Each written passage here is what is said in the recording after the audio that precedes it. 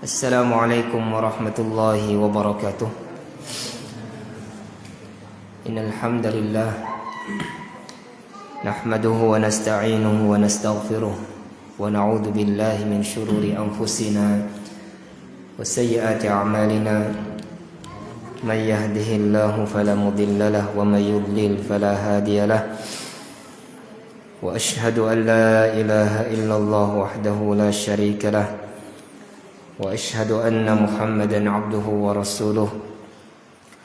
Allahumma salli ala Muhammadin wa ala ali Muhammad kama sallaita ala Ibrahim wa ala ali Ibrahim innaka Hamidum Majid.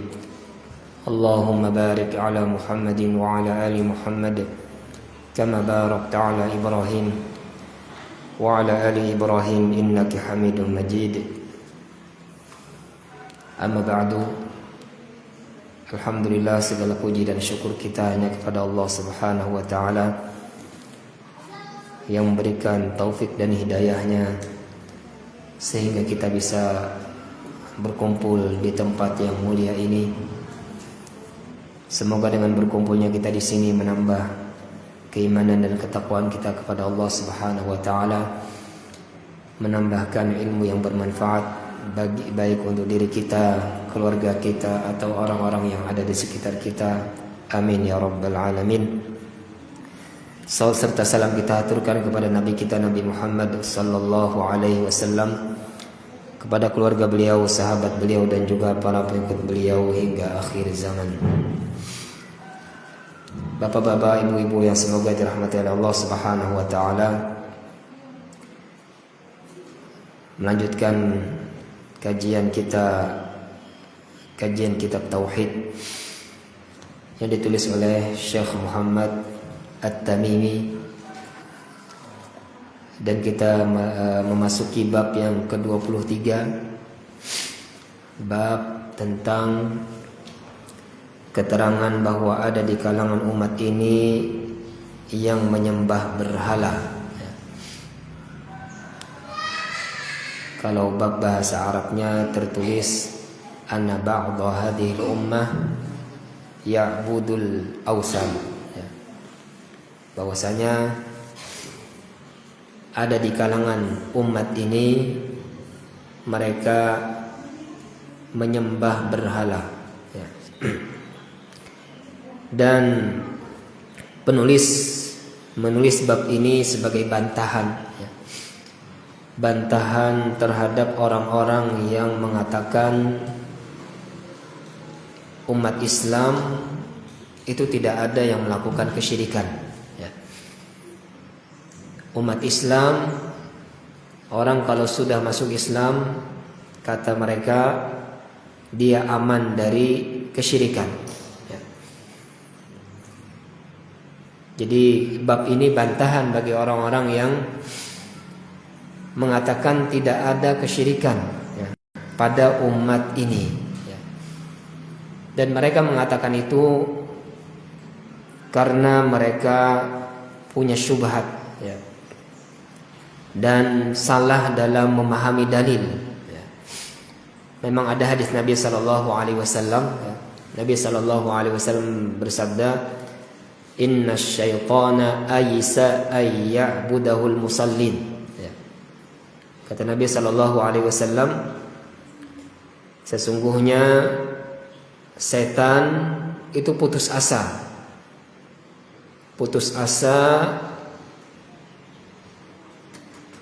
tentang orang-orang akan beribadah kepadanya. Orang-orang akan sholat kepada setan. Itu setan putus asa dengan harapan seperti itu. Ini hadis disabdakan oleh Nabi sallallahu alaihi wasallam, namun disalahpahami oleh orang-orang yang mengatakan tidak ada kesyirikan di umat Muhammad sallallahu alaihi wasallam. Padahal Nabi sallallahu alaihi wasallam menyampaikan sabda tersebut, itu adalah Nabi menyampaikan perasaan setan. Jadi setan memiliki perasaan yang dia merasa ketika melihat para sahabat di zaman Nabi SAW berbondong-bondong masuk Islam dan kuatnya iman mereka, maka setan putus asa, putus asa terhadap tujuannya agar disembah oleh manusia. Jadi al-musallun di sana bisa dikatakan orang-orang sholat secara umum, dan sebagaimana kita ketahui, inna salata tanha 'anil fahsya'i wal munkar. Orang yang sholat yang betul-betul sholatnya benar, sholatnya akan mencegah dia dari perbuatan keji dan mungkar. Dan kesyirikan adalah kemungkaran yang besar. Maka ayat ini artinya setan putus asa terhadap orang-orang yang sholat, agar orang-orang ini menyembah dia, menyembah setan. Iya, karena orang yang sholat dia akan tercegah dari perbuatan keji dan mungkar. Dan kemungkaran yang paling besar adalah kesyirikan kepada Allah Subhanahu wa taala. Artinya kalau diartikan secara umum orang-orang yang sholat, berarti orang-orang yang tidak sholat walaupun dia beragama Islam, dia tidak aman dari kesyirikan. Dan kata para ulama, al-musallun di sana juga bisa diartikan alif lamnya alif lam lil ahd, li ahdi dzihni. Artinya orang-orang yang sholat ketika setan putus asa melihatnya. Ketika Nabi menyampaikan sabda tersebut, yaitu maksudnya adalah para sahabat Nabi Sallallahu Alaihi Wasallam. Dan ini benar. Setan putus asa ketika melihat para sahabat Nabi Sallallahu Alaihi Wasallam. Mereka kuat imannya, mereka kokoh tauhidnya, sehingga setan putus asa untuk disembah manusia. Dan kesyirikan ini pun setan putus asa adalah disembah dia yang disembah manusia. Dan ini satu dari berbagai macam banyaknya kesyirikan. Dan kesyirikan bukan hanya menyembah setan. Kesyirikan juga bisa dikatakan menyembah nabi, menyembah wali, menyembah benda-benda, dan lain-lain. Artinya dalil yang mereka gunakan untuk menafikan, meniadakan kesyirikan pada umat Nabi Muhammad SAW itu tidak benar. Disalahpahami oleh mereka. Jadi bab ini adalah bantahan terhadap mereka, terhadap mereka yang mengatakan tidak ada kesyirikan pada umat Muhammad SAW. Maka beliau menuliskan suatu bab keterangan bahwa ada di kalangan umat ini yang menyembah berhala, dan pemahaman yang seperti yang kita jelaskan tadi, ada orang-orang yang beranggapan tidak ada kesyirikan pada umat ini ada, pemahaman seperti ini ada sampai sekarang. Akhirnya orang tidak boleh mengatakan sesat. Jadi kalau ada seseorang dikit-dikit sesat, dia katakan emang surga punya kamu. Surga itu punya Allah, neraka itu punya Allah. Kamu tidak boleh menyesatkan manusia. Iya, kalau menyesatkan orang-orang tertentu memang tidak boleh. Mengatakan si fulan dan si fulan penghuni neraka tidak boleh. Memang memponis seperti itu tidak boleh, kecuali benar-benar tegak hujjah dan benar-benar pelakunya melakukan itu dengan sengaja, tahu hukumnya, dan tidak terpaksa. Itu baru boleh menyematkan kesesatan, kekufuran terhadap pelakunya. Tapi dalam menjelaskan hukum harus jelas. Perbuatan ini haram. Perbuatan ini menyimpang, sesat. Perbuatan ini dosa besar. Perbuatan ini kekufuran, kesyirikan. Dalam menyampaikan sebuah hukum perbuatan harus jelas. Ya. Jadi bukan berarti ketika kita menjelaskan sebuah hukum lalu kita menghukumi pelakunya, tidak. Ya. Kita hanya menjelaskan sebuah hukum yang itu semua jelas sudah Allah Ta'ala turunkan Al-Quran dan hadis. Ya. Siapa yang melakukan ini, ya, dia diancam neraka. Siapa yang melakukan ini, dia telah melakukan kesyirikan kepada Allah. Ya. Jadi sebuah hukum perbuatan itu sudah jelas di Al-Quran dan Sunnah, dan itu harus disampaikan kepada umat. Ya. Hukumnya ini, konsekuensinya ini. Ya. Kita sedang menjelaskan sebuah hukum, bukan sedang memponis seseorang. Ya. Jadi bedakan antara penjelasan hukum dan memponis pelaku. Ya. Menjelaskan hukum bukan berarti memponis pelaku perbuatan tersebut. Ya. Jadi ada orang-orang yang mengatakan, ya, tidak boleh kita mengatakan ini sesat, itu sesat, tidak boleh. Ya. Kata dia surga milik Allah, neraka milik Allah. Ya. Tidak begitu. Ya. Kita menjelaskan itu agar jelas hukumnya, ya, agar jelas konsekuensinya. Ya. Makanya di dalam kitab-kitab fikih ada, ya, bab tentang riddah. Ya. Kitab riddah, kitab atau bab tentang hukum murtad. Ya. Apa saja perbuatan yang menjadikan seseorang menjadi murtad. Ya. Konsekuensinya bagaimana ketika seseorang itu telah murtad. Dia tidak boleh disolatkan, tidak boleh dikuburkan di kuburan kaum muslimin, harta warisnya tidak boleh diwariskan, ya, dan lain-lain. Ya, tidak boleh didoakan. Ya. Itu ada di bab-bab fikih, ya, tentang murtad. Ya.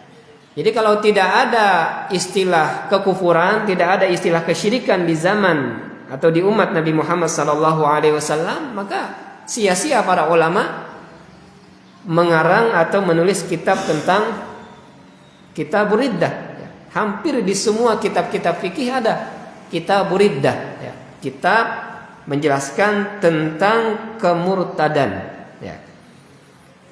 Bagaimana seseorang itu menjadi murtad dan apa konsekuensinya? Bagaimana ketika orang ini sudah murtad? Ya. Itu ada di dalam kitab-kitab fikih. Ya. Jadi kalau ada orang mengatakan tidak ada umat ini yang murtad, tidak ada umat ini yang melakukan kesyirikan, maka itu salah besar. Ya. Makanya penulis, ya, menuliskan bab ini untuk membantah, ya, orang-orang yang mengatakan tidak ada kesyirikan yang terjadi pada umat Nabi Muhammad SAW. Ya.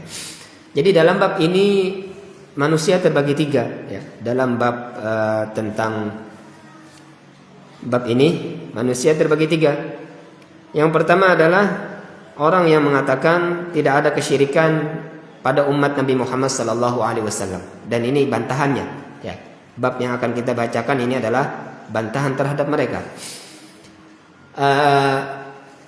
Kelompok yang kedua adalah orang-orang yang gampang sekali, ya, serampangan dalam mengkafirkan, ya, orang lain.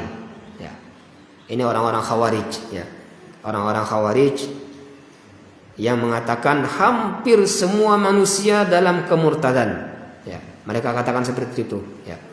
Hanya kelompok mereka saja yang tidak murtad. Ya. Semua dikatakan negara kafir. Ya. Bahkan Saudi Arabia kata mereka negara kafir. Ya. Itu Saudi, apalagi kita. Ya. Saudi, Mekah, Madinah. Ya. Yang masih banyak hukum-hukum Islam yang diterapkan di Saudi Arabia. Itu saja kata orang-orang Khawarij negara kafir. Apalagi negara Indonesia. Ya. Jadi orang-orang Khawarij ini orang-orang yang gampang, ya, serampangan dan bermudah-mudahan dalam mengkafirkan orang lain, Mereka katakan seluruh umat ini telah kafir, kecuali ada beberapa orang saja, ya, yaitu mereka saja. Ya. Nah, sayangnya orang-orang seperti ini difitnahkan terhadap kita, ya, terhadap orang-orang yang mendakwahkan tauhid. Ya. Orang-orang Khawarij ini mereka merusak, ya, dakwah kita. Ya. Karena penampilan mereka hampir sama dengan penampilan kita. Ya. Mereka nampak menghidupkan sunnah, ya, penghafal Al-Quran, ya.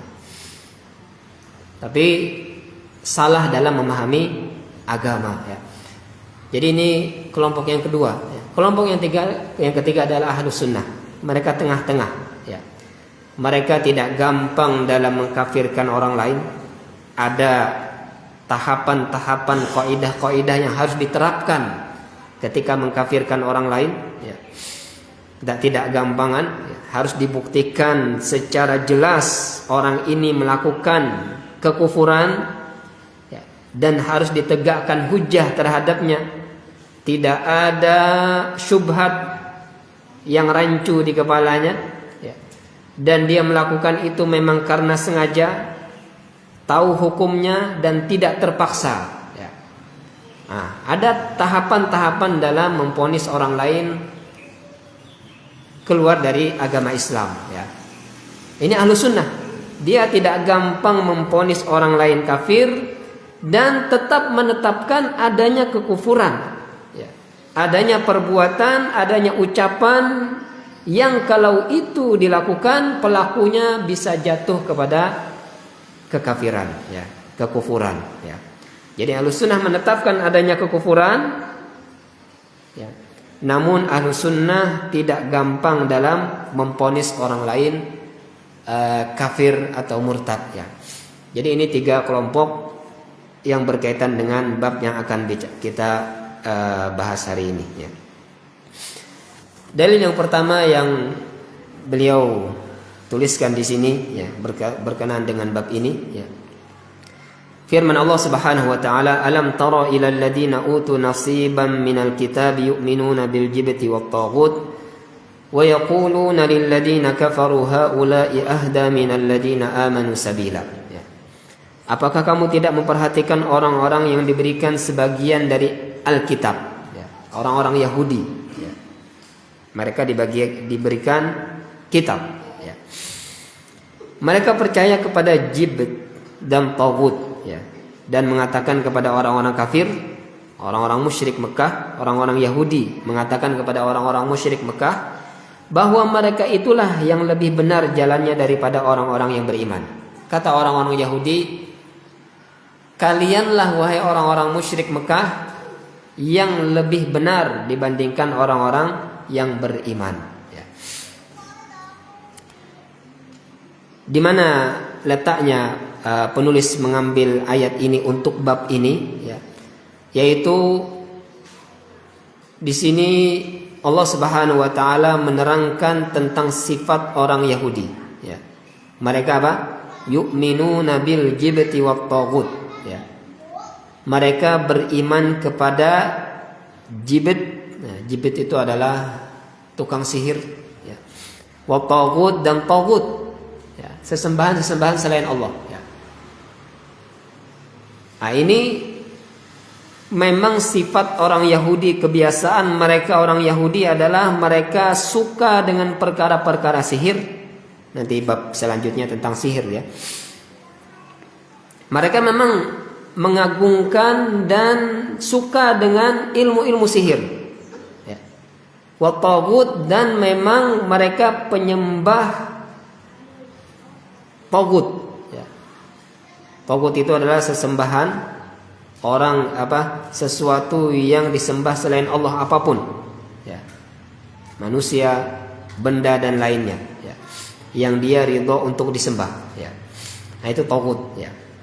Nah, ini adalah sifat orang Yahudi, dan Nabi SAW katakan, ya, nanti di hadis yang akan kita bacakan, la tattabi'unna sunana man kana qablakum hadwal quzzah bil quzzah. Kalian akan mengikuti meniru tradisi umat-umat sebelum kamu, ya. Bagaikan bulu anak panah yang serupa dengan bulu anak panah yang lainnya, ya. Di hadis yang lain, shibran bi shibrin, dira'an bi dira', ya. Kalian akan mengikuti tradisi-tradisi umat terdahulu sejengkal demi sejengkal, sehasta demi sehasta. Artinya kalau ini kebiasaan mereka, orang-orang Yahudi, mereka suka dengan sihir, mereka penyembah taghut. Kata Nabi apa? La tattabi'unna sunana man kana qablakum. Kalian wahai umatku akan mengikuti langkah-langkah mereka. Berarti apa? Kalian akan suka dengan perkara sihir, kalian juga akan terjerumus kepada penyembahan kepada taghut, ya. Maka ayat ini menerangkan, ya, digabung dengan hadis yang kita bacakan tadi, ya, menerangkan umat ini akan ada yang terjatuh kepada kesyirikan, sebagaimana kesyirikan itu adalah sebuah kebiasaan umat-umat terdahulu, orang-orang Yahudi, ya, dan orang-orang Nasrani, ya. Ayat yang kedua, ya. Qul hal unabbi'ukum bisyarrin min dzalika mathubatan 'indallah man la'anahu Allah wa ghadiba 'alaihi wa ja'ala minhumul qiradata wal khanazira wa 'abada taghut, ya. Kata Allah Subhanahu wa taala, katakanlah, apakah akan aku beritakan kepadamu tentang orang-orang yang lebih buruk balasannya dari orang-orang fasik di sisi Allah Subhanahu wa taala, yaitu orang-orang yang dikutuki dan dimurkai Allah. Di antara mereka ada yang dijadikan kera dan babi, dan orang yang menyembah taghut, ya. Di sini juga Allah Subhanahu wa taala mencela, ya, orang-orang Yahudi, ya, dengan celaan Allah melaknat mereka, Allah murka terhadap mereka, Allah jadikan mereka kera dan babi, ya. Dan ini Allah sudah azab mereka, ya. Mereka dijadikan kera dan babi, ya. Ketika mereka dilarang untuk menangkap ikan, ya, di hari Sabtu, ya, ternyata mereka menipu, ya. Mereka bikin aliran sungai, ya, yang mana aliran sungai itu akan menggiring ikan ke tempat mereka, ya. Dan mereka gali di hari Jumat, ya. Dan ikan itu bermunculan, ya, pada zaman mereka itu di hari Sabtu, ya. Ikan bermunculan, timbul itu di hari Sabtu. Mereka gali di hari Jumat, mereka bikin aliran, sehingga nanti kalau hari Sabtu ikan itu muncul, ikan yang itu akan terperangkap, ya, ke tempat mereka, dan nanti hari Ahadnya mereka akan ambil ikan-ikan tersebut, ya. Allah Subhanahu wa taala azab mereka, ya, karena mereka menipu, ya, membikin makar, ya, membikin tipuan, ya. Padahal Allah taala melarang mereka, namun mereka cari jalan, ya, untuk mengerjakan apa yang ingin mereka kerjakan, ya, sehingga mereka dikutuk, ya, dirubah menjadi kera dan babi, ya. Yang menjadi kera, kata para ulama, adalah orang-orang muda di antara mereka. Yang menjadi babi adalah orang-orang yang sudah tua di antara mereka. Jadi yang muda-muda jadi kera, yang tua-tua menjadi babi, ya. Dan Nabi SAW sampaikan, ya, kalau Allah Subhanahu wa taala menjadikan masakh, ya, masakh itu merubah manusia dengan wujud yang lain, ya, itu masakh, ya. Kalau Allah taala jadikan suatu kaum, ya, masakh, merubah, mengutuk mereka, maka Allah taala tidak jadikan mereka memiliki keturunan, ya. Artinya mereka saja yang diazab seperti itu, dan dimusnahkan, habis itu hilang ya. Jadi tidak ada, jangan dianggap bahwa kera-kera sekarang itu adalah keturunan kera-kera yang dikutuk di zaman Bani Israel ya. Tidak ya. Karena kutukan seperti itu hanya berlaku kepada mereka, dan Nabi katakan Allah Ta'ala tidak akan berikan mereka keturunan ya. Mereka akan dimusnahkan tanpa punya keturunan ya. Jadi kalau ada orang yang beranggapan ya, ada yang kera-kera atau babi itu keturunan orang yang dikutuk oleh Allah Subhanahu wa taala, maka itu tidak benar ya. Nah, di sini Allah Subhanahu wa taala katakan wa abadat taghut ya. Mereka adalah para penyembah taghut ya. Dan sebagaimana hadis yang kita sampaikan tadi ya, umat ini akan mengikuti kebiasaan umat-umat terdahulu. Di antara kebiasaan mereka adalah menyembah taghut ya. Dan menyembah taghut adalah sebuah kesyirikan ya. Artinya umat ini akan terjatuh dalam sebagian ya, bukan semuanya ya. Sebagian umat ini ada orang-orang yang akan terjatuh kepada kesyirikan ya. Di ayat yang selanjutnya ya, dalil yang ketiga, qala alladziina ghalabu ala amrihim lanattakhidanna 'alaihim masjida ya. Berkata orang-orang yang berkuasa ya, atas urusan mereka ya. Mereka katakan, sungguh kami akan mendirikan sebuah rumah peribadatan di atasnya ya. Ini adalah cerita orang-orang yang Allah Ta'ala ceritakan ya, tentang Ashabul Kahfi ya, tentang penghuni goa ya, Al-Kahfi ya, yang mereka 7 orang ya, yang mereka itu tidur selama 300 tahun ya. Allah Ta'ala jadikan mereka tidur selama 300 tahun ya. Karena mereka lari dikejar raja dan pasukan ketika itu ya. Raja dan pasukannya melakukan kekufuran ya. Dan mereka dakwahi ya.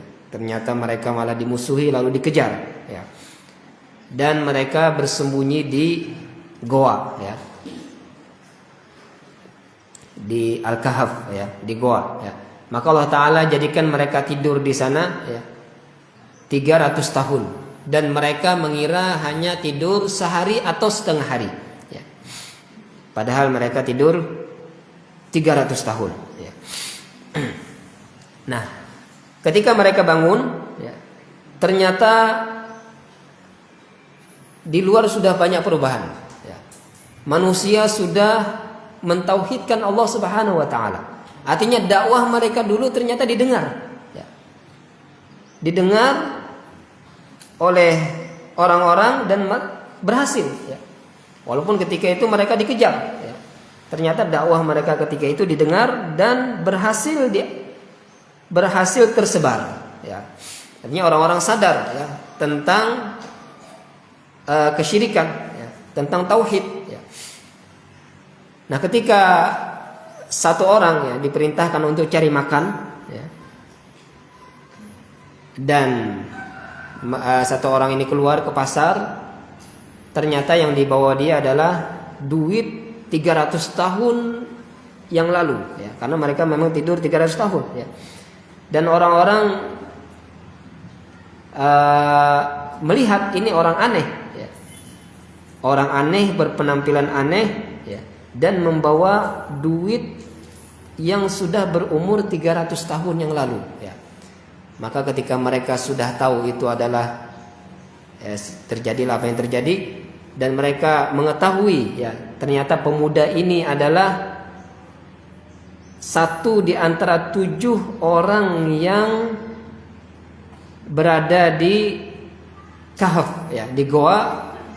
Maka pemuda ini kembali lagi ke goa dan Allah Ta'ala wafatkan mereka semua ya. Allah Ta'ala wafatkan mereka semua di dalam goa ya. Dan goa itu pun ditutup ya. Artinya mereka dikubur di sana ya, ditutup. Maka para penguasa mengatakan, ya, qala alladziina ghalabu 'ala amrihim lanattakhidanna 'alaihim masjidah. Ya. Para penguasa ketika itu mengatakan, kami akan bangun masjid di atasnya. Ya. Nah, ini kebiasaan umat-umat terdahulu. Ya. Mereka mengagungkan apa? Orang-orang soleh sampai mereka ingin menjadikan ibadah di makam-makam orang soleh. Ya. Jadi mereka katakan itu tempat karamat, tempat yang luar biasa. Ini harus dijadikan tempat ibadah. Ya. Nah, Nabi SAW menyampaikan ya, tentang itu, ya, tentang orang yang menjadikan kuburan sebagai masjid. Ya, sudah dipelajari bab-bab sebelumnya. Ya. Apa kata Nabi SAW? Ulaika idza mata fihimur rajulu salih awil abdu salih banau ala qabrihi masjidah. Ya. Mereka orang-orang Yahudi, ya, umat-umat terdahulu, ya. Mereka ketika ada orang soleh yang meninggal, ya, mereka membangun di atas kuburannya sebuah masjid, sebuah tempat ibadah. Wasawwarut fihi tilka suwar, ya.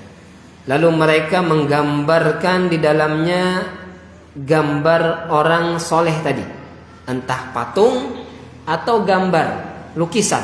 Ya. Apa kata Nabi SAW? Ulaika syirarul khalqi indallah. Merekalah orang-orang yang paling buruk, ya, sejelek-jelek makhluk di hadapan Allah Subhanahu wa taala. Ya.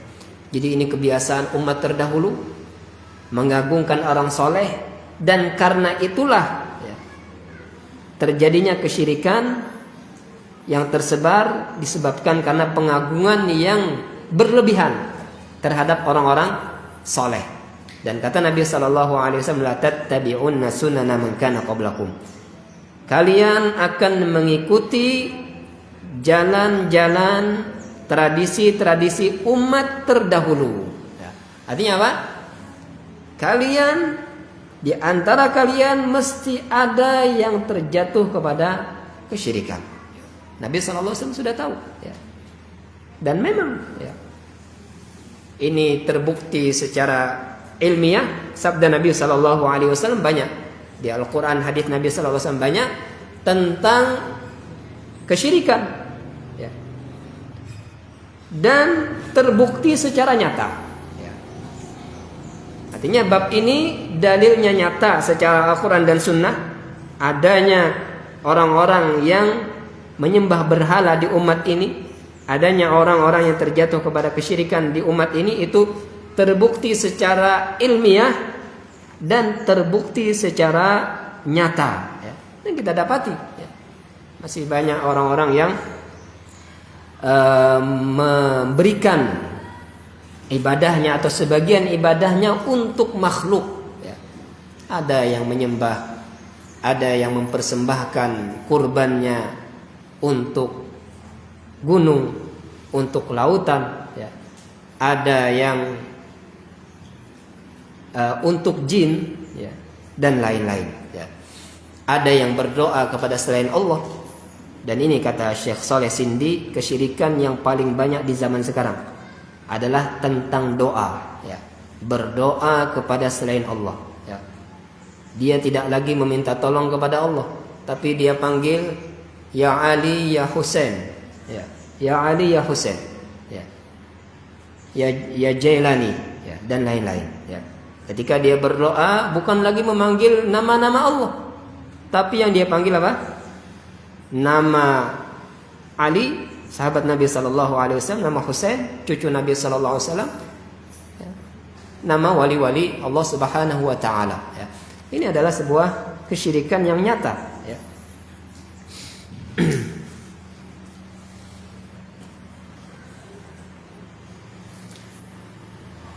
Dalil yang keempat, ya, sabda Nabi SAW, ya, ini yang kita bacakan tadi, ya, dan ini gabungan dengan ayat-ayat yang sudah kita bacakan.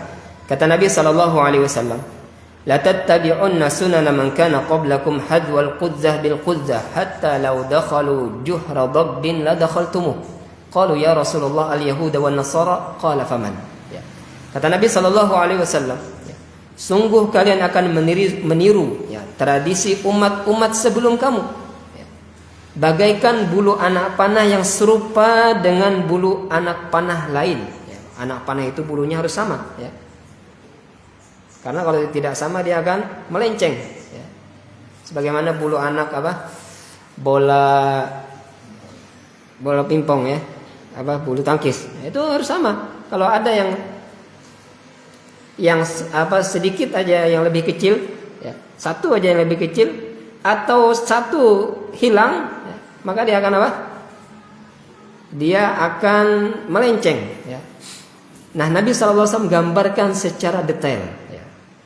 Saking miripnya, ya, kalian meniru orang-orang umat-umat terdahulu seperti bulu anak panah. Ya. Nabi gambarkan seperti itu. Ya. Saking kalian meniru sampai detail, ya, sampai semirip itu, ya, dengan umat-umat terdahulu. Ya. Bahkan Nabi katakan hatta law dakhalu juhra dabbin la dakhaltumuh. Ya. Sampai-sampai kalau mereka masuk ke dalam lubang dob. Ya.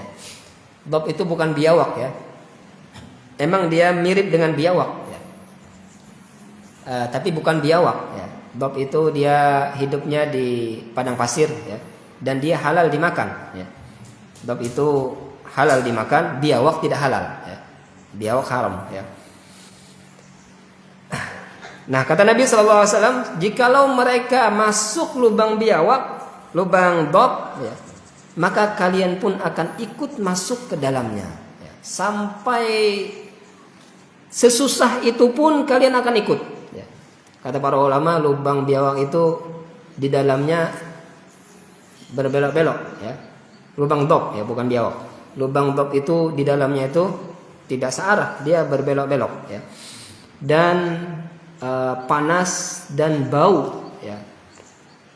Nah, kalian sesusah itu pun kalian akan ikut, ya, apa yang mereka lakukan. Ya. Bahkan di hadis yang lain, ya, dikatakan oleh Nabi SAW, jikalau mereka berhubungan dengan ibu mereka, kalian pun akan ikut. Ya. Dengan kalian berhubungan dengan ibu kalian seperti hubungan suami dengan istrinya. Ya. Itu sampai disabdakan seperti itu. Ya. Jadi para sahabat Nabi SAW mengatakan, ya Rasulullah al-Yahuda wa Nasara. Wahai Rasulullah SAW, ya, umat-umat terdahulu orang Yahudi atau Nasrani kah? Ya. Atau yang lain? Qala faman. Ya. Kalau bukan mereka maka siapa lagi? Artinya kalian akan ikut kebiasaan orang-orang Yahudi dan Nasrani. Yaitu sebagaimana ayat-ayat yang kita bacakan tadi. Ya. Mereka adalah orang-orang yang suka dengan sihir. Mereka penyembah tauhid. Ya.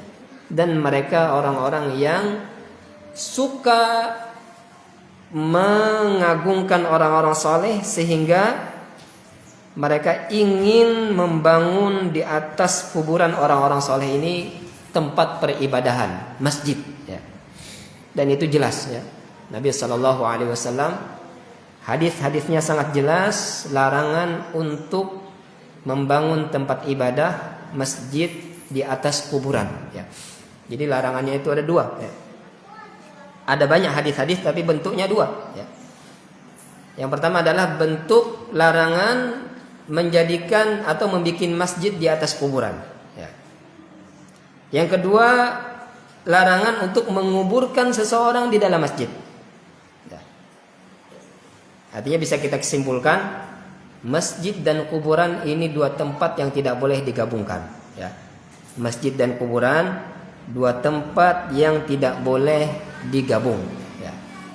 Maka kata para ulama, ya, kuburan dan masjid ini, kalau masjid itu dibangun di atas kuburan, artinya kuburannya sudah ada lebih dahulu, ya, baru dibangun masjid, maka masjidnya yang harus dihancurkan.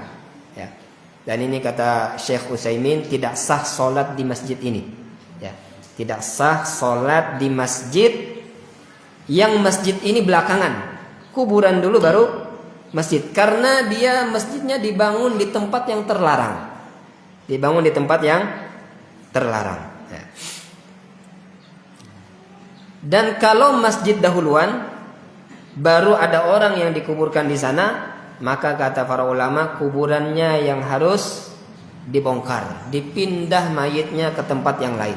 Bukan masjidnya yang dibongkar ya, tapi kuburannya yang dibongkar ya.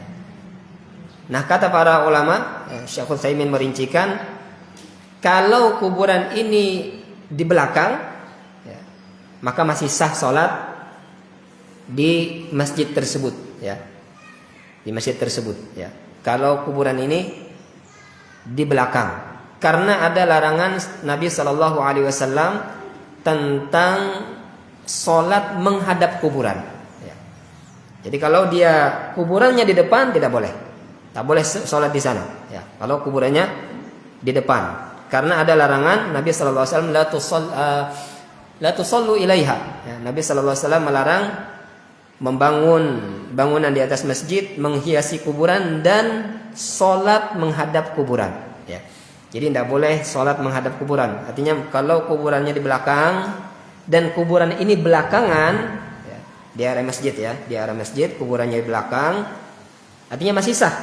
Tapi kalau di depan, ya, maka kata para ulama, kalaupun mau sah ya, sholat di masjid yang di depannya kuburan dan kuburan ini belakangan, ya, masjidnya duluan, maka harus ada pemisah, ya, tembok, ya. Dan kalau bisa temboknya 2, tembok untuk masjid, tembok untuk kuburan, ya. Baru boleh sholat di sana. Artinya ini memang masjid dan kuburan ini sudah terpisah, sudah memang terpisah secara yakin. Dengan dipisahnya dengan adanya 2 tembok, ini tembok untuk masjid, ini tembok untuk kuburan ya. Maka seperti itu ya. Dan ini adalah saddud zari'ah ya. Kenapa Nabi SAW melarang kita untuk mengubur seseorang di masjid, membangun masjid di atas kuburan, sholat menghadap kuburan. Kenapa itu? Ya. Ini adalah tidak lain mencegah ya, agar umat ini tidak jatuh kepada kesyirikan. Walaupun dia sholatnya untuk Allah ya. Dia sholat untuk Allah ya. Dia tahu itu tidak boleh, tapi tetap ya, sholat di tempat-tempat yang sudah kita jelaskan tadi dilarang oleh Nabi SAW untuk mencegah sesuatu yang mengarah kepada kesyirikan ya.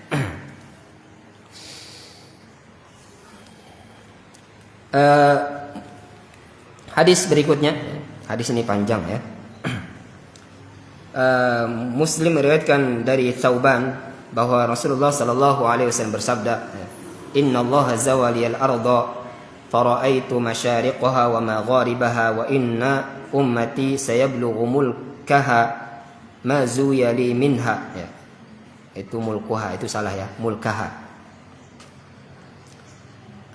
Ini lumayan panjang, kita baca ini karena kita akan membahas tentang sihir ya. Ana ada bawa buku tentang sihir ya. Ada tadi beberapa lebihnya, ada berapa 12 atau 13 ya. Mungkin kita bacakan karena bab setelahnya ini tentang sihir ya. Bab setelahnya tentang sihir ya. Jadi intinya di hadis yang kita ambil yang di 2 hadis panjang ini ya, ini hadis bersambung saja ya. Hadis yang ini ditambah riwayat dari riwayat Al-Barqani ya, di sahihnya dengan tambahan ya. Kata Nabi sallallahu alaihi wasallam, "Wa inna ma akhafu ala ummati a'immatal mudillin." Ya. Sesungguhnya aku takut, yang aku khawatirkan terhadap umatku ini adalah pemimpin-pemimpin yang menyesatkan ya. Dan kata para ulama, pemimpin yang menyesatkan ini ada 2. Ya. Dia adalah pemimpin negara ya, raja yang menyesatkan. Yang kedua adalah ulama yang menyesatkan ya. A'immatul mudillin ini ada 2, pemimpin negara, pemimpin suku, ya. Dia adalah seorang pemimpin yang menyesatkan. Yang kedua juga disebut a'immatul mudillin, adalah ulama-ulama yang menyesatkan. Ya. Wa idza waqa'a 'alaihimus sayfu lam yurfa' ila yaumil qiyamah. Ya. Kata Nabi sallallahu alaihi wasallam, apabila terjadi ya, permusuhan, pembunuhan, ya, pertikaian di antara kaum muslimin, ya, diangkatnya pedang, ya, maka pedang tersebut tidak akan diangkat sampai hari kiamat. Artinya akan selalu ada permusuhan pada umat ini di antara mereka, muslim dengan muslim, ya. Dan itu benar, ya. Semenjak terbunuhnya Utsman radhiyallahu taala anhu, ya, semenjak itu semenjak itu mesti ada, ya, ada terus permusuhan di antara kaum muslimin, ya. Wala taqumu hatta yalhaqa hayyun min ummati bil musyrikin. Nah, ini yang kita ambil, ya. Dan tidak akan terjadi hari kiamat sampai orang-orang yang hidup di antara umatku ini mereka mengikuti orang-orang musyrik. Wa hatta ta'budu fi amun min ummatil ausan. Dan tidak akan terjadi hari kiamat sampai ada sekelompok dari umatku ini dia menyembah berhala, ya, menyembah wasan, ya, sesembahan selain Allah Subhanahu wa taala, ya. Nah, ini hadis yang sangat jelas yang menerangkan bahwasanya akan ada kesyirikan pada umat ini. Ini bantahan terhadap mereka yang mengatakan tidak ada kesyirikan, ya. Sekarang bab ke-24, ya. Bab ke-24, ya, tentang sihir, ya, hukum sihir. Hukum sihir, ya. Firman Allah Subhanahu wa taala, "Wa laqad 'alimu laman ishtarahu ma lahu fil akhirati min khalaq." Ya. Sungguh mereka telah meyakini bahwa barang siapa yang menukarkan kitab Allah dengan sihir itu tiada baginya keuntungan di akhirat, ya. Wa ma lahu fil akhirati min khalaq, ya. Jadi ishtara ma lahu liman ishtarahu, ya. Mereka yang menukarkan kitab Allah dengan sihir, ya. Dalil yang kedua, yu'minuna bil jibti wa taghut, ya. Di antara kebiasaan orang-orang Yahudi sudah kita jelaskan tadi, ya. Mereka adalah orang-orang yang beriman dengan jibti dan taghut, ya. Jibti di situ, ya, menurut Umar, ya, radhiyallahu taala anhu, jib adalah sihir, sedangkan taghut adalah setan, ya. Jabir berkata, taghut ialah para tukang ramal yang didatangi setan. Pada setiap kabilah ada seorang tukang ramal, ya. Nabi sallallahu alaihi wasallam juga meriwayatkan, diriwayatkan oleh Abu Hurairah radhiyallahu taala anhu, ya, Nabi sallallahu alaihi wasallam bersabda, "Ijtanibus sab'al mubiqat." Qalu ya Rasulullah wa man hunna? Qala asyirku billah was-sihru, ya. Nabi sallallahu alaihi wasallam bersabda, jauhilah 7 dosa yang membinasakan, ya. Maka para sahabat Nabi sallallahu alaihi wasallam berkata, apa itu 7 dosa yang membinasakan? Kata Nabi sallallahu alaihi wasallam, kesyirikan kepada Allah dan sihir, ya. Dan ini kata para ulama, penyebutan sihir setelah kesyirikan ini adalah dzikrul khas ba'dal am. Atful khas 'alal am, ya. Artinya penyebutan khusus setelah penyebutan umum, ya. Jadi kata para ulama, penyebutan sihir setelah kesyirikan ini adalah penyebutan umum setelah penyebutan khusus. Sihir itu khusus, ya. Dan syirik itu adalah umum. Artinya penyebutan sebagian bentuk kesyirikan setelah penyebutan kesyirikan secara umum, ya. Artinya sihir adalah termasuk kesyirikan. Artinya apa? Kufur, ya. Hukum sihir adalah kufur, ya. Pelaku sihir artinya dia keluar dari agama Islam, ya. Maka ini dalil dalam pengharaman dan hukum sihir. Dia haram dan dia perbuatan kufur, ya. Dan banyak, ya, dalil-dalil di Al-Quran ya, dan di hadis Nabi SAW tentang hukum sihir ya. Jadi yang harus kita tahu adalah hukum sihir haram dan kufur ya. Haram dan kufur ya. Kenapa? Nanti ada di sini di buku ini ya. Kenapa pelaku sihir itu pasti dia kufur ya? Karena memang dia tidak akan bisa melakukan sihirnya kecuali melakukan hal-hal yang kufur ya. Hal-hal yang mengeluarkan dia dari Islam ya. Di sini ada ya. Dan kita bacakan dulu dalil-dalil tentang kufurnya sihir ya. Dalil yang pertama adalah ayat Al-Quran ya, tentang Nabi Sulaiman ya. Orang-orang Yahudi mengatakan Nabi Sulaiman itu Nabi Sulaiman kan di dalam Al-Quran Allah Ta'ala katakan Allah Ta'ala jadikan para setan itu tunduk kepada Sulaiman ya. Allah Ta'ala wasakharna wa minasyayatini may yaghusuna lahu wa ya'maluna 'amalan duna dzalik ya. Allah Ta'ala tundukkan setan untuk Nabi Sulaiman ya. Orang-orang Yahudi mengatakan Nabi Sulaiman itu menggunakan sihir ya. Nabi Sulaiman menggunakan sihir. Allah Ta'ala bantah wa ma kafara Sulaiman walakinna syayatin kafaru. Kata Allah Subhanahu wa taala, Nabi Sulaiman tidak melakukan kekufuran. Akan tetapi setan-setanlah yang melakukan kekafiran. Artinya apa? Orang-orang Yahudi mengatakan Nabi Sulaiman melakukan sihir. Allah bantah wa ma kafara Sulaiman. Nabi Sulaiman tidak melakukan kekafiran. Sama dengannya apa? Sihir adalah kafir. Ya. Orang-orang Yahudi mengatakan Nabi Sulaiman melakukan sihir. Allah Ta'ala bantah wa ma kafara Sulaiman. Nabi Sulaiman tidak melakukan kekafiran. Artinya secara otomatis Allah Ta'ala mengatakan sihir itu kafir. Karena Nabi Sulaiman tidak melakukan sihir, Nabi Sulaiman tidak melakukan kekafiran. Ini satu ya.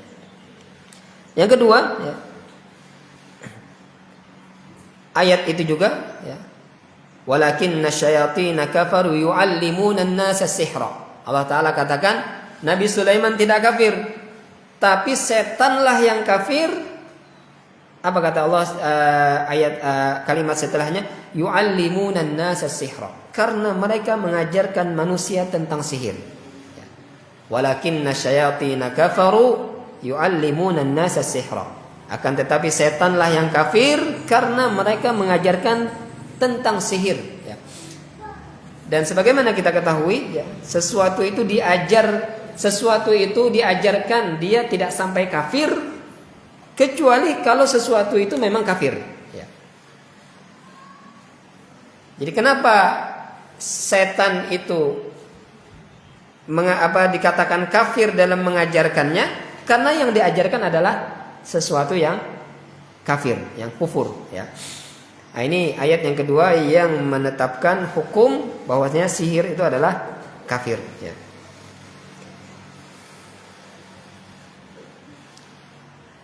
Di ayat itu juga ya, Harut dan Marut ya, dua malaikat ya, yang Allah Ta'ala turunkan ya. Mereka mengatakan innama nahnu fitnatun fala takfur ya. Sesungguhnya kami adalah ujian bagi kalian dan jangan kalian kufur ya. Jangan kalian melakukan kekufuran. Jangan kalian belajar tentang sihir sehingga kalian kufur ya. Seperti itu makna panjangnya ya, tafsirannya ya.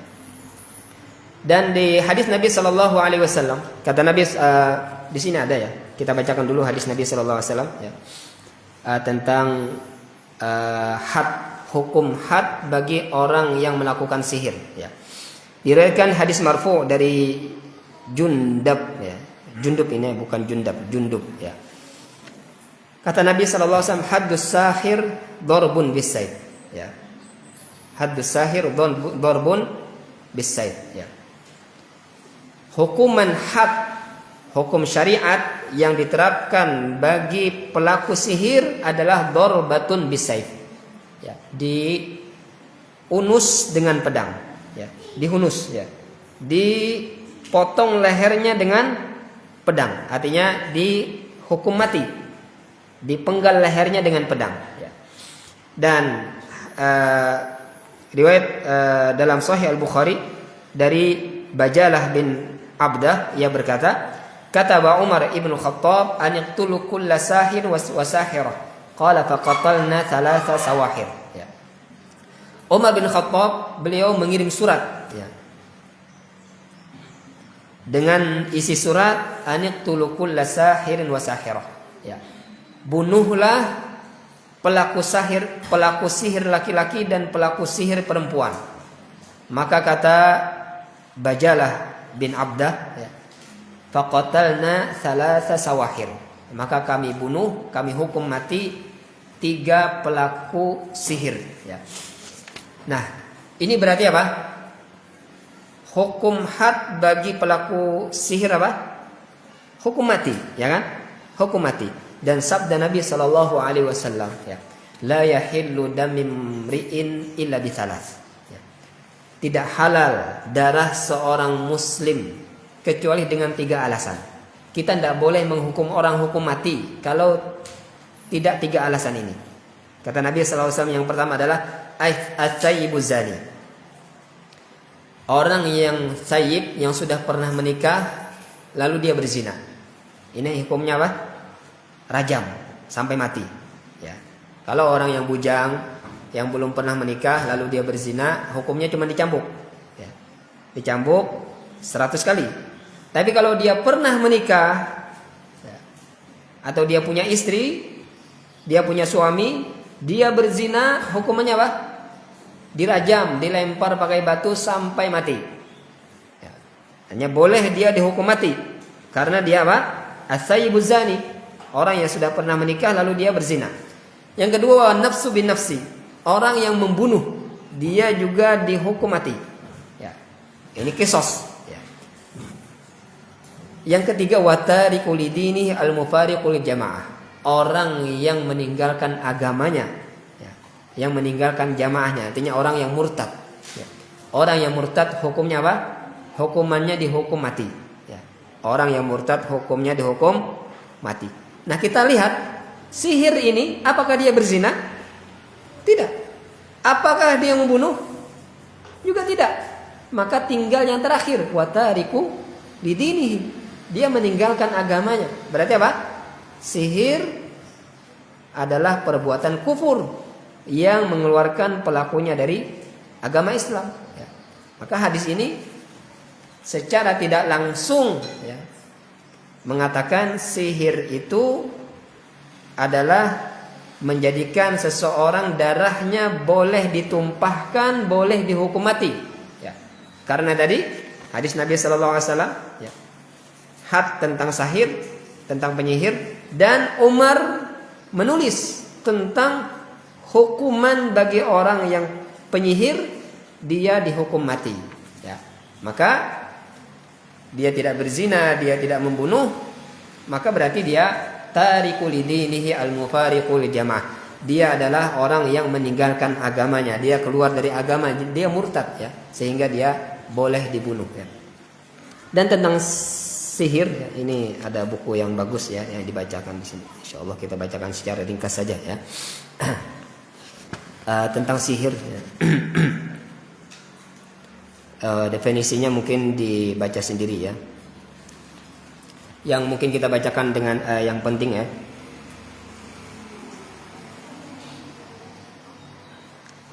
Sebagian cara yang dilakukan penyihir untuk mendekati setan. Nah, ini. Jadi kenapa penyihir itu pasti kufur, pasti keluar dari Islam, ya. Karena yang mereka lakukan memang perbuatan-perbuatan yang keluar dari Islam, ya. Nah, ini di halaman 9, ya. Mungkin ada yang dapat buku ini, halaman 9 buka, ya. Di antara cara yang dilakukan penyihir untuk mendekati setan, ya. Jadi sihir itu adalah dia tidak lepas dari minta tolong kepada setan. Jadi sihir itu terjadi karena ada bantuan setan, itu pasti, ya. Tidak ada sihir yang tidak ada setannya, tidak ada jinnya.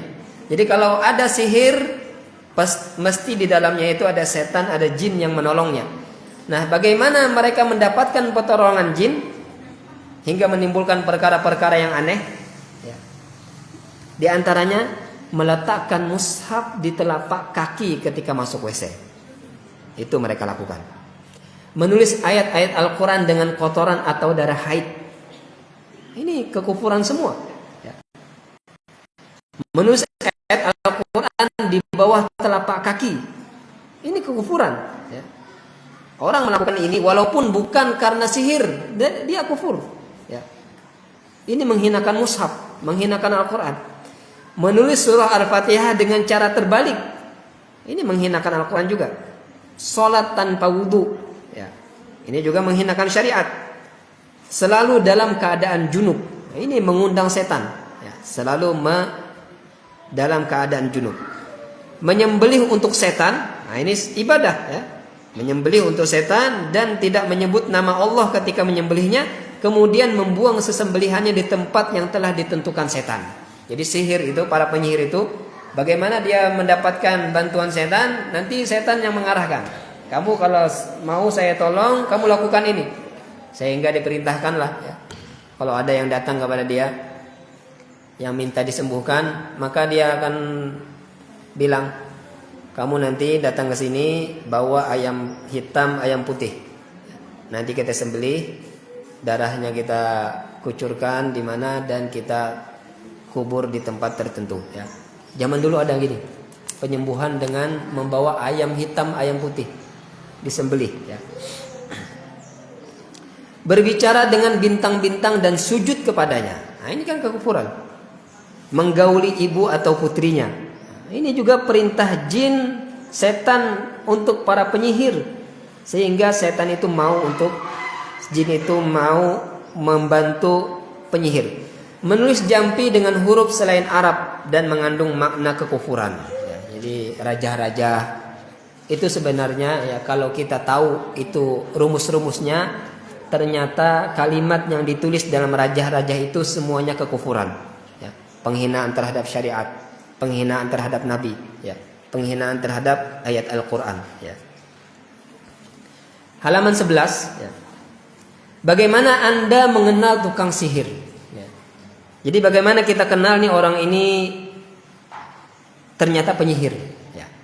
Yang pertama adalah biasanya mereka menanyakan nama pasien dengan nama ibunya. Ya. Ana pernah ya datang ke Habib ya. Dulu waktu sekolah pesantren. Ana berobat apa dulu? Obat kulit ya. Banyak panu di badan ana. Obatnya bukan ke rumah sakit tapi ke Habib ya. Dia tanya nama ana dan nama ibu ana. Ya. Nah, ini ciri ya. Menanyakan nama pasien dan nama ibunya. Ya. Ibu kamu siapa namanya? Ya. Nanti dibacakan apa? Dibacakan di minuman. Ya. Sesuatu nanti diminum. Ya. Ini apa? Ya. Secara tidak langsung dia menghinakan pasien. Ya. Orang yang datang ini dihinakan dari awalnya sudah dihinakan. Dia tanya ibunya, nggak tanya bapaknya. Ya. Coba kalau orang ditanya ibu, ya seakan-akan dia tidak punya bapak. Ya. Kita semua punya ibu kan? Ya. Manusia ini semua punya ibu, namun belum tentu dia punya bapak. Ya. Berarti bapak yang sah. Ya. Jadi secara tidak langsung dia ini menghinakan orang yang datang kepadanya. Kamu ini anak ibumu, bukan anak bapamu. Maka ditanya ibunya. Ya. Dia secara tidak langsung mengatakan kamu ini anak zina. Ya. Secara tidak langsung seperti itu. Ya. Yang kedua, mengambil bekas milik pasien seperti baju dan semacamnya. Nah, ini juga bisa dilakukan oleh para penyihir. Ya. Kalau ada berobat, kita bisa berobat, nanti minta baju kamu ya, nanti rambut kamu saya minta, ya. Nanti celana dalammu saya minta. Nah, ini ciri-ciri dia itu apa? Penyihir. Tidak ada. Adakah orang berobat seperti itu? Ya. 3, kadang minta hewan dengan ciri-ciri tertentu untuk disembelih dan tidak menyebut nama Allah. Lalu darahnya diusapkan ke beberapa bagian pasien. Ya. Nah ini ada zaman dulu. Ya. Zaman anak kecil ada dulu di kampung. Ya. Katanya kalau mau berobat ke sana bawa ayam hitam, ayam putih. Ya. Ayam yang hitam, ayam yang putih. Hitam yang tidak ada warna yang lain, putih yang tidak ada warna yang lain. Itu ternyata sihir. Terus yang keempat, menulis jampi, ya, jampi-jampi. Ya, kita nggak tahu apa yang ditulisnya, bukan bahasa Indonesia, bahasa Arab juga tidak bisa dipahami tulisannya apa. Ya. Kadang rumus-rumus, huruf-huruf yang terpotong, kadang angka-angka, ya, yang kita tidak pahami itu. Itu ciri-ciri yang kita datangi itu adalah penyihir. Ya. Membaca jampi yang tidak dipahami. Ya, dia membaca sesuatu bukan bahasa Indonesia, bahasa Arab pun bukan. Nah, ini ciri-ciri dia adalah penyihir. Memberikan jimat kepada pasien. Nah, ini juga ciri dia penyihir. Ya. Memerintahkan pasien untuk tidak berhubungan dengan orang lain dalam waktu tertentu di sebuah ruang gelap yang tidak dimasuki sinar matahari selama 40 hari atau lebih. Jadi diperintahkan oleh dia, kamu nanti setelah ini kamu menyendiri, betapa berkhalwat di tempat yang gelap selama 40 hari. Nah, ini ciri-ciri orang yang seperti ini kalau ada kita temukan pengobatannya seperti ini, dia penyihir. Khususnya yang bagi penderita penyakit pada wajah, lumpuh pada setengah bagian wajah, ya. Cara ini dikenal sebagai muqaddimah bagi masuknya jin, ya, yang disebut al-hujjiyah. Ya. Jadi ini orang disuruh betapa, ya, bersemedi, ya. Ini agar jin masuk ke dalam tubuhnya. Ya. Yang keenam, kadang pasien diminta agar tidak menyentuh air dalam kurun waktu tertentu, kira-kira 40 hari. Tidak boleh mandi, tidak boleh nyentuh air. Ini kalau ada orang yang seperti ini, berarti dia sihir, penyihir. Memberikan sesuatu kepada pasien untuk ditanam dalam tanah atau di rumahnya. Nah, jadi nanti penyihir itu memberikan sesuatu, nanti kamu tanam, ya. Bisa di bawah rumah, bisa di tempat-tempat yang jauh dari kelaluan orang. Ya. Memberikan pasien beberapa lembar kertas untuk dibakar atau diasapi. Kadang tukang sihir mengabarkan pasien namanya dan nama negerinya. Hal tersebut bukan karena mereka mengetahui perkara gaib, sama sekali, ya, sama sekali tidak. Sebab perkara gaib hanya diketahui oleh Allah. Ya. Mereka kadang orang datang, ya, mereka langsung bisa menebak, ya. Namanya siapa, dari mana dia datang, dia tahu. Itu dia menebak, bukan dia mengetahui perkara gaib, bukan. Tapi dia dikasih tahu oleh jinnya, ya. Dan jin ini dia minta informasi dari qarin, ya. Kata Nabi SAW, kita semua ini punya qarin, ya. Punya qarin, ya. Punya teman di samping kita. Nah, dia bisa mengabarkan kepada jin yang lain. Jin itu mengabarkan kepada tukang sihir, nanti tukang sihir mengatakan nama kamu ini, kamu dari tempat ini. Akhirnya takjub, ya. Baru datang sudah takjub. Oh, ini wali, ya. Apalagi penyihirnya. Oh, sekarang itu penyihir tidak lagi gondrong, tidak lagi kumisnya panjang, seram, ya. Sekarang penyihir sudah ada yang pakai peci, pakai surban, ya. Jadi jangan tertipu, ya. Dan banyak yang seperti ini di terapi pengobatan, ya. Banyak, ya. Dia masuknya dalam sisi itu, ya. Orang banyak sakit, kemana-mana berobat tidak sembuh, ya. Dia cepat sembuh, ya. Tapi tadi, ya, perintahnya aneh-aneh, ya. Nah, itu ciri-ciri sihir, ya. Banyak, ya. 12 penulis huruf yang terpotong-potong di sebuah lembar kertas, ya. Tulisannya sering juga kita lihat, ya, di toko-toko. Tulisan nun, mim, apalah ya, raja. Dan macam-macam sihir di sini ada ya. Ada 9 macam sihir ya. Yang penting di sini ada ya, yang perlu kita bacakan juga terakhir di sini ya. Yang perlu kita ketahui juga ya, bagaimana melindungi diri dari sihir ya. Halaman 18. Bagaimana berlindung dari bahaya sihir atau ain ya. Yang pertama adalah bertawakal kepada Allah ya. Bertawakal kepada Allah ya. Sekarang kepada Allah ya. Dan Allah firman, "Wa may yatawakkal 'alallahi fa huwa hasbuh." Siapa yang bertawakal kepada Allah, maka dia dicukupi oleh Allah Subhanahu wa taala ya. Yang kedua adalah melaksanakan semua perintah Allah dan menjauhkan larangannya ya. Nah, ini cara kita terhindar dari sihir ya. Bertawakal dan betul-betul mengerjakan kewajiban dan menghindari segala hal-hal yang diharamkan, karena dengan itu kuat ya. Diri kita kuat ya. Setan tidak akan mampu mengganggu orang-orang yang kuat imannya ya. 3, sering berzikir kepada Allah ya. Membaca Al-Quran, bertasbih, tahmid, tahlil ya. Beristighfar, bersalawat kepada Nabi ya. Apalagi zikir pagi dan petang, itu jangan sampai ketinggalan ya. Zikir pagi dan petang itu benteng kita. Zikir pagi benteng untuk siang, zikir petang benteng untuk malam ya. Jadi jangan sampai ketinggalan ya. Kata Ibnu Taimiyah rahimahullah, sebagaimana jasad kita perlu makan, maka ruh kita juga perlu makan. Dan makanan ruh kita adalah zikir ya. Orang itu bisa aja jasadnya kuat tapi ruhnya lemah ya. Karena yang dia perhatikan hanya makan jasad saja, ruhnya tidak pernah dikasih makan. Akhirnya ruhnya lemah. Bisa berlari puluhan kilometer, ternyata nyebrang aja nggak bisa.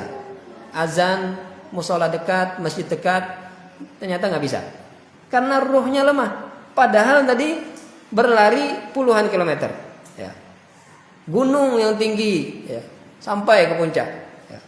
Ternyata ketika azan subuh, ya, nggak bisa buka mata. Ya. Ini ruhnya lemah, jasadnya kuat tapi ruhnya lemah ya. Maka sebagaimana jasad kita perlu makan, ruh kita juga perlu makan ya. Dan makanan ruh adalah zikir ya. Terus membersihkan rumah dari salib, patung, gambar-gambar bernyawa dan anjing ya. Ini juga sebab adanya jin di rumah kita ya. Adanya patung-patung ya, gambar-gambar ya, ukiran-ukiran, lukisan-lukisan ya, salib, patung, gambar bernyawa dan anjing ya. Itu malaikat tidak masuk, dan yang masuk adalah jin ya. Jadi ana pernah ditanya ya, ana pernah diminta ruqyah ya. Orang ini orangnya aneh Ustaz katanya ya. Jadi ana bilang, di rumahnya ada apa, harus dihilangkan dulu ya. Jadi di rumahnya itu macam-macam ya. Ada tanduk ini, ada tulang ini, ada keris, ada besi dan lain-lain ya. Bahkan ya, di kampung-kampung itu ya, ada yang punya kelambu kecil ya. Kelambu ranjang kecil warnanya kuning ya. Ini untuk apa? Untuk jin ya. Untuk jin ya. Benda-benda yang aneh-aneh seperti itu ya, kalau mau terhindar dari sihir itu disingkirkan semua ya.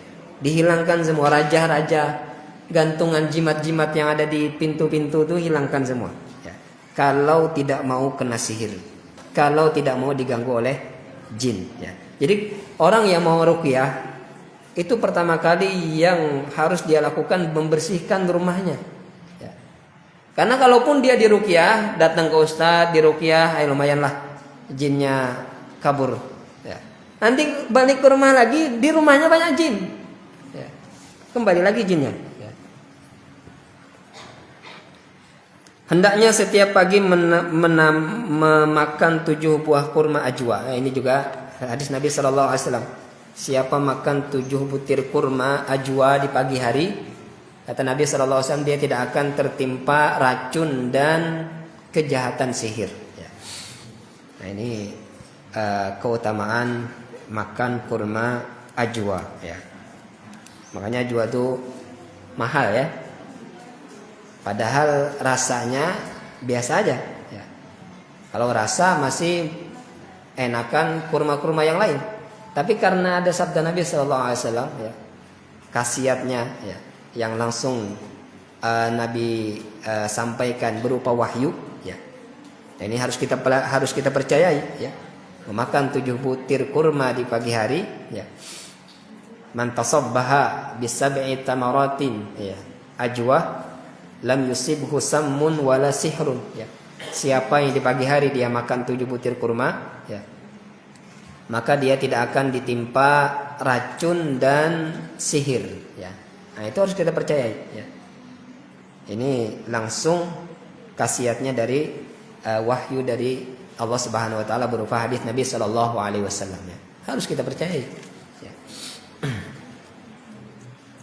Walaupun tidak masuk akal, ya. Jadi sesuatu itu yang boleh kita percayai, ya. Sesuatu yang masuk akal, ya, harus kita percaya, ya. Sesuatu yang atau sesuatu yang tidak masuk akal namun dia bersumber dari wahyu. Nah, ini juga harus kita percayai kebenarannya, ya. Nah, mungkin ini saja yang bisa disampaikan, ya. Kalau ada pertanyaan dipersilahkan, ya. Mumpung bertemu. Kalau tidak bisa dijawab maka bisa ditanyakan kepada ustadz yang lain.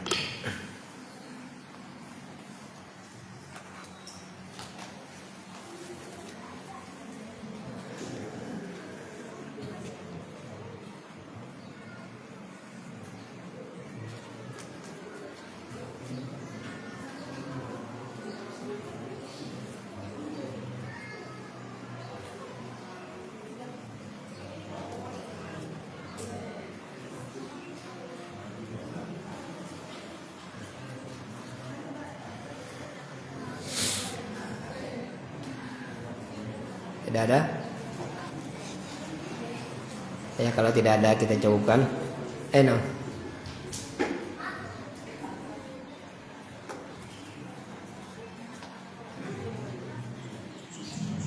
Assalamualaikum warahmatullahi wabarakatuh. Waalaikumsalam.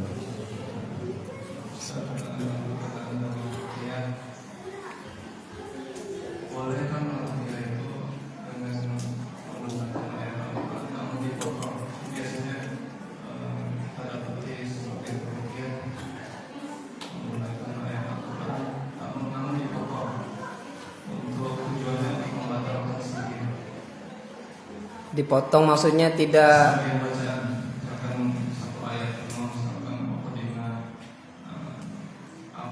nggak boleh, ya. Ayatnya nggak boleh dicomot-comot. Ayat ini dibaca, ayat ini terus ambil ayat yang lain nggak seperti itu, ya. Itu nanti keliru dalam maknanya nanti, ya. Nggak boleh seperti itu, ya. Kalau baca berurutan, ya, baca sampai habis. Kalau ayatnya panjang, ya, mungkin baca sebagian, stop dulu, ya. Baru boleh baca ayat yang lain. Baca lagi, boleh seperti itu. Tapi kalau satu-satu ayat ini dibaca satu, nah, itu tidak boleh.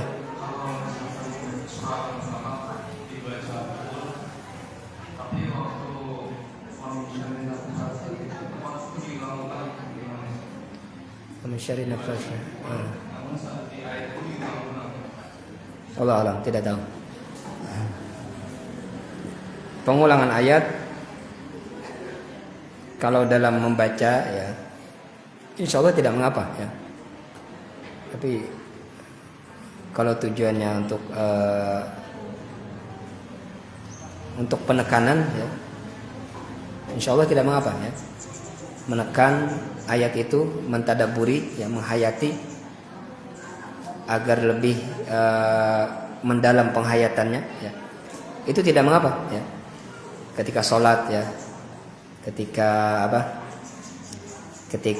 baca Quran biasa, ya, diulang-ulang agar lebih dalam penghayatan pendadaburannya, tidak mengapa. Wallahu alam kalau dengan ruqyah, ya, tujuannya apa? Wallahu alam, ya, tidak tahu. Ada lagi? Oke. Ya. Bapak sini.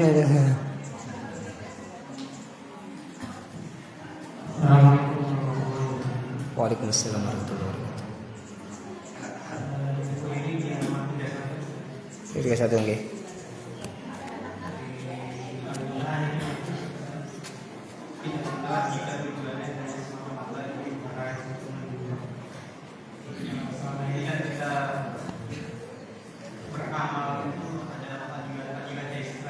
Nggih. Dan dalam prakteknya memang kita beramal itu tujuannya merawat keadilan itu khususnya di dunia ini. Nggih. Apakah dari kalimat ini tidak benar jika ibadah dunia sama dengan itu, dan bagaimana dari sisi tauhidnya itu? Iya.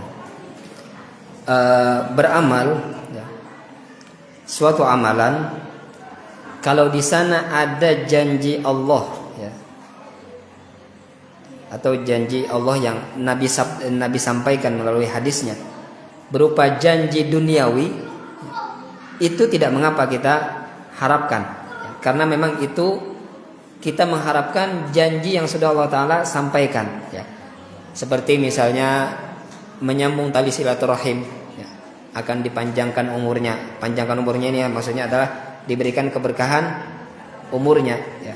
Siapa yang bertakwa, Allah Ta'ala berikan rezeki dari jalan yang tidak disangka, ya. Maka sesuatu yang dijanjikan oleh Allah itu tidak mengapa kita harapkan, ya.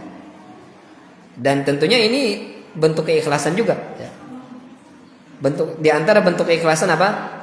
Kita menginginkan janji yang Allah Ta'ala janjikan, ya. Ini sebuah keikhlasan, ya. Tapi kalau tujuannya, ya, yang bukan Allah Ta'ala janjikan, ya, tidak ada janji Allah balasannya ini perkara duniawi, ya. Berakhirat sudah jelas, ya. Semuanya itu akan dibalas semuanya di akhirat. Tapi tidak ada janji duniawinya. Nah, maka ini jangan jadi tujuan, ya.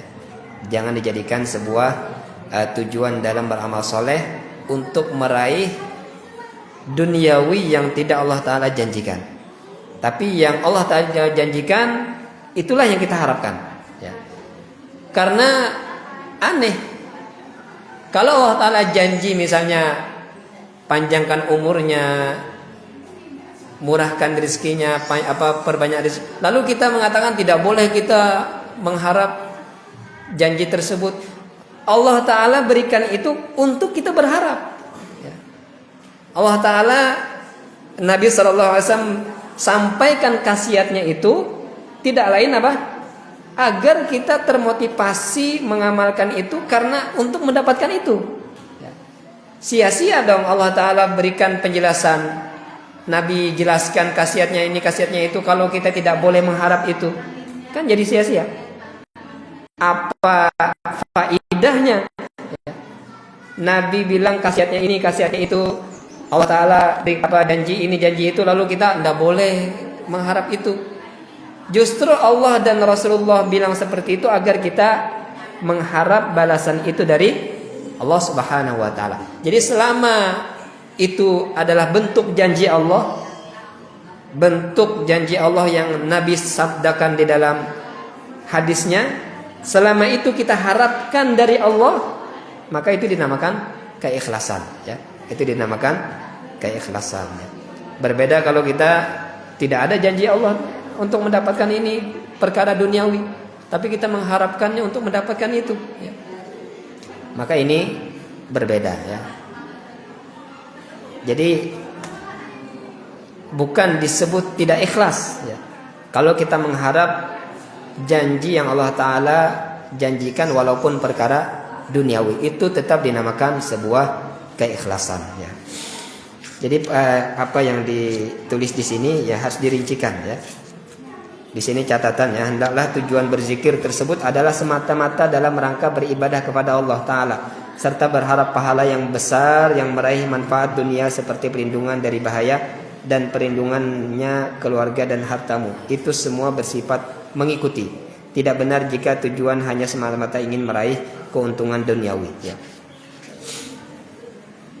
Jadi ini harus dirincikan ya, bahwasanya kita boleh mengharap itu kepada Allah Subhanahu wa Ta'ala karena itu adalah janji Allah Subhanahu wa Ta'ala ya. Ada lagi?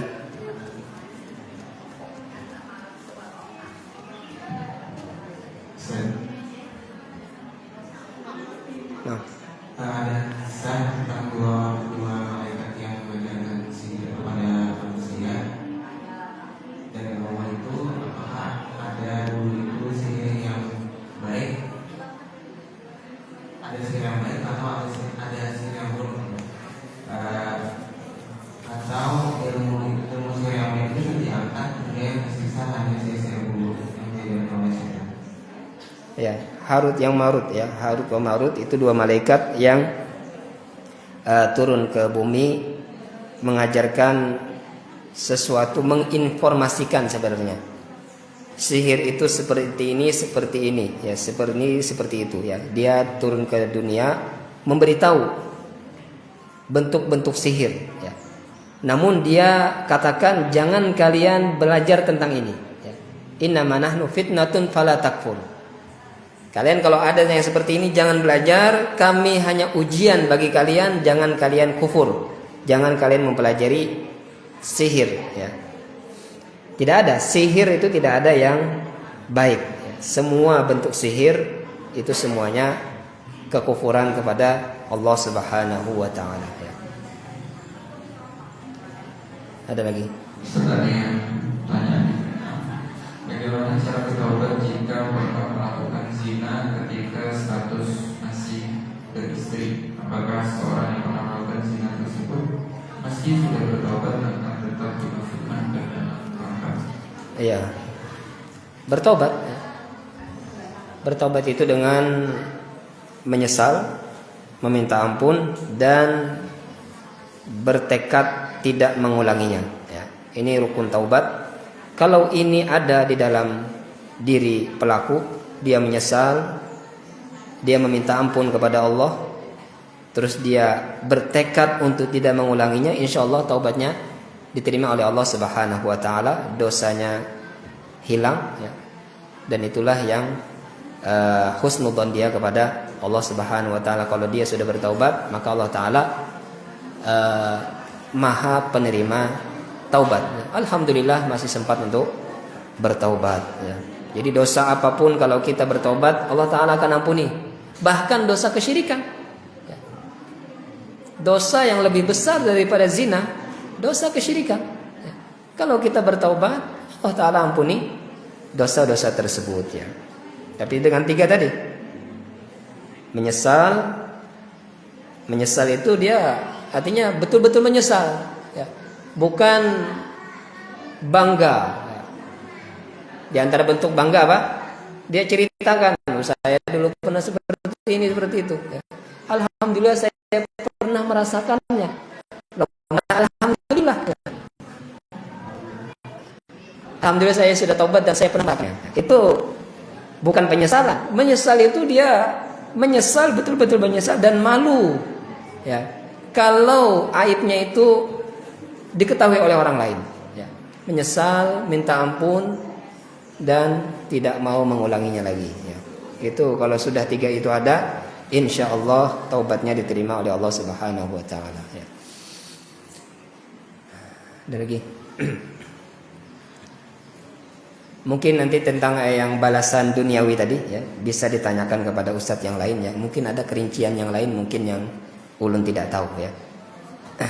Karena setahu ulun mengharap balasan duniawi selama itu bentuk janjinya dari Allah Subhanahu wa taala, maka itu diperbolehkan ya. Mungkin bisa nanti ditanya ke Ustadz Haikal ya, atau Ustadz yang lain, mungkin ada kerincian yang lain yang mungkin tambahan yang itu ulun tidak tahu ya. Mungkin ada kaitannya dengan apa, ada syaratnya bagaimana, mengharap dunia itu boleh, syaratnya apa, mungkin ada tambah-tambahan ya. Karena ulun sendiri menjawab tadi juga belum merasa puas ya dengan jawaban yang ulun sampaikan, karena itu yang ulun dapatkan dari yang pernah ulun belajar itu, ulun dapatkan seperti itu ya. Tapi ada rasa sedikit tidak puasnya dengan jawaban sendiri. Bisa ditanyakan nanti dengan ustaz yang lain ya. Ada lagi? Nah. Assalamualaikum warahmatullahi wabarakatuh. Waalaikumsalam warahmatullahi wabarakatuh. Bapak Ustaz, Anda ingin bertanya, misalkan ada orang yang mengatakan saya murtad, tapi dalam rangka bercanda, maka itu termasuk dalam murtad? Tidak boleh ya. Dan gimana cara berbuatnya? Itu tidak boleh, sesuatu yang pembatal Islam ya. Itu sebagaimana yang ditulis oleh Syekh Muhammad bin Abdul Wahhab dalam kitab beliau Nawaqidul Islam, itu tidak boleh dipercandakan ya. Dia akan jatuh kepada kekufuran walaupun dia melakukannya dengan bercanda ya, dalam rangka bercanda ya. Kalau dia bertaubat ya, semoga taubatnya diterima oleh Allah Subhanahu wa taala ya. Ya, kalau keluar dari Islam berarti syahadat lagi ya. Ucapkan 2 kalimat syahadat ya, bertobat kepada Allah Subhanahu wa taala. Perkara agama tidak boleh dipercandakan ya. Perkara agama tidak boleh dipercandakan ya. Bolehlah bercanda yang lain-lain ya, silakan. Saya jangan berlebihan, tapi perkara agama jangan ya. Tidak boleh ya. Ada lagi?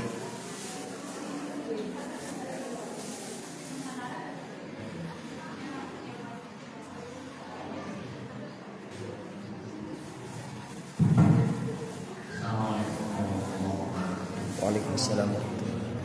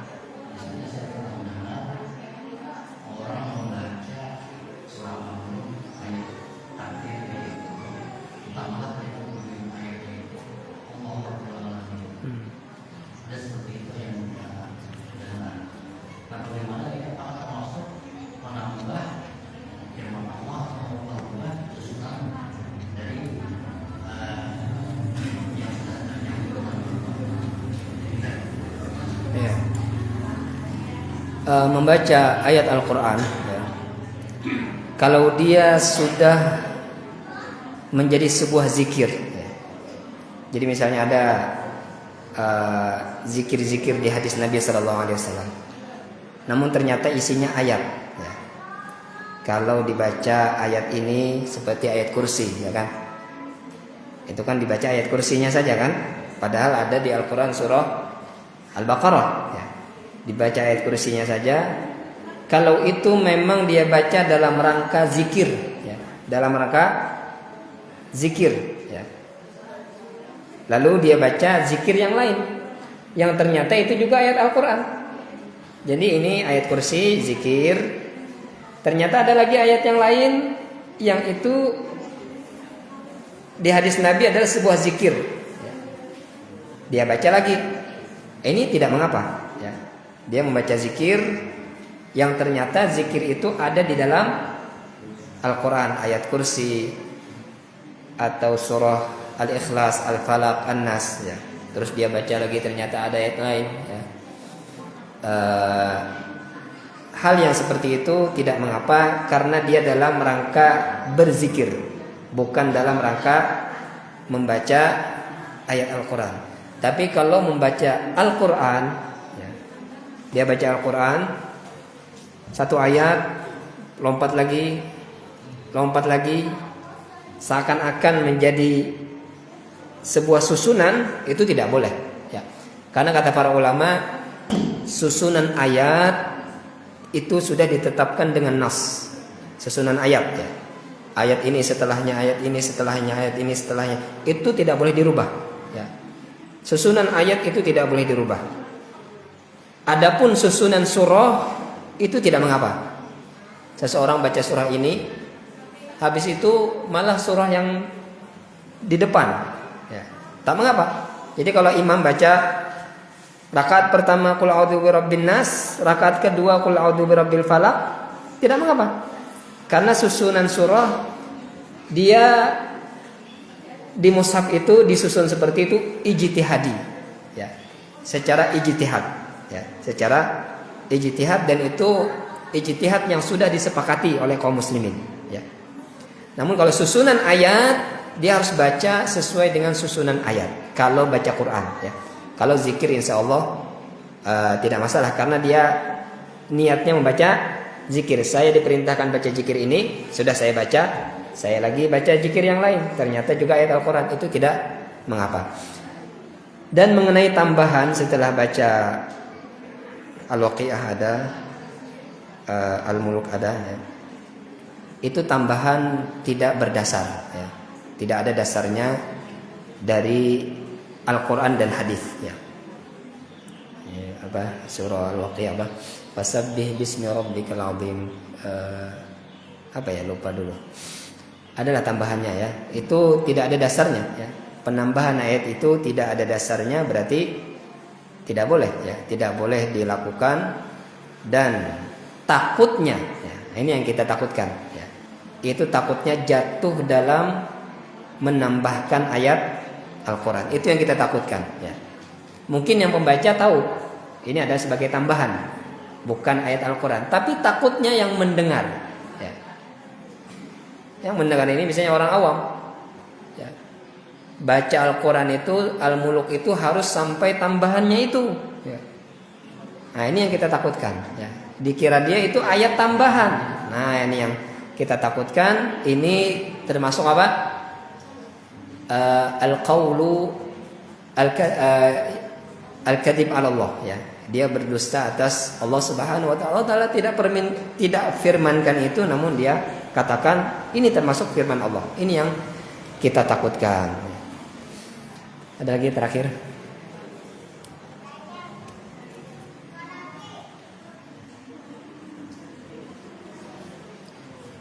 Ibu-ibu ada bertanya, ibu-ibu? Tidak ada? Tidak ada, kita cukupkan. Salah khilaf mohon maaf. Semoga bermanfaat. Kalau ada kebenaran maka dari Allah Subhanahu wa taala dan Rasulullah sallallahu alaihi wasallam yang sabdakan. Kalau kesalahan maka itu dari diri pribadi. Kebenaran harus diterima dan kesalahan dari siapapun harus ditolak, ya. Dan kalau ada yang salah yang ulun sampaikan maka tidak boleh pian terima, harus pian tolak, ya. Dan minta tolong kalau ada kesalahan maka ditegur, ya, dan disampaikan agar yang menyampaikan tahu dan bisa mengoreksi di mana kesalahannya. Subhanakallahumma bihamdika asyhadu an la ilaha illa anta astaghfiruka wa atubu ilaik. Assalamualaikum warahmatullahi wabarakatuh.